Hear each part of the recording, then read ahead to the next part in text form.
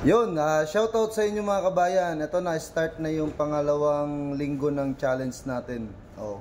Mag-comment lang kayo sa comment section at saka ipalike nyo sa mga kakilala nyo yung comment nyo para kayo ay mananalo. Simple lang, yung pinakamaraming like ang mananalo.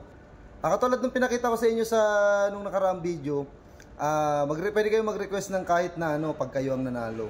So sa Sunday, ako mismo magde-deliver sa inyo. Hanggang Saturday lang ang butuhan. Kaya comment na. Bukod dito sa challenge natin na to, meron tayong on the spot schedule. At saka syempre, meron tayong mga ini-schedule na hindi naman nananalo sa challenge. Tuloy-tuloy pa rin yun yung pamimigay natin ng free food. Pero ito kasing challenge na to, ito yung priority namin ni Commander. Dito kami nagbe-base, yung mga nagko-comment dito, nag-share.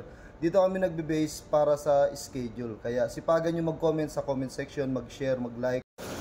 Kaya sa mga follower ni Mamang Guard dyan, mag-comment lang kayo sa YouTube channel ko. I-comment nyo lang dito sa comment section kung bakit ikaw yung nararapat manalo. Siyempre, yung mga makakabasa niya na ibang follower ni Mamang Guard, tawag dito, ilalike nila yung comment mo. Lalo na yung team ni Fatima, ni Raketerang Mangyan. Team ni Fatima, tutulong daw sila sa mananalo. Pipili daw sila ng tutulungan nila para manalo ngayong linggo. So, sa Sunday, ako mismo ang magde-deliver sa'yo. Kaya good luck.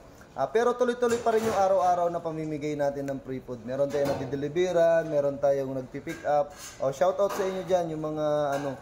Kaya ginawa ko tong challenge na to para makapag-focus dito sa YouTube kasi napabayaan ko na tong YouTube na to. Suportahan nyo to mga kabayan kasi para rin po ito sa inyo. Free food lang po yung pinamimigay natin, hindi po tayo nagbebenta at hindi ako nagbebenta. Hindi tayo magbebenta kahit kailan. Puro pamigay lang po ito. Tulong para sa ating mga kababayan. Suportahan nyo. Maraming salamat.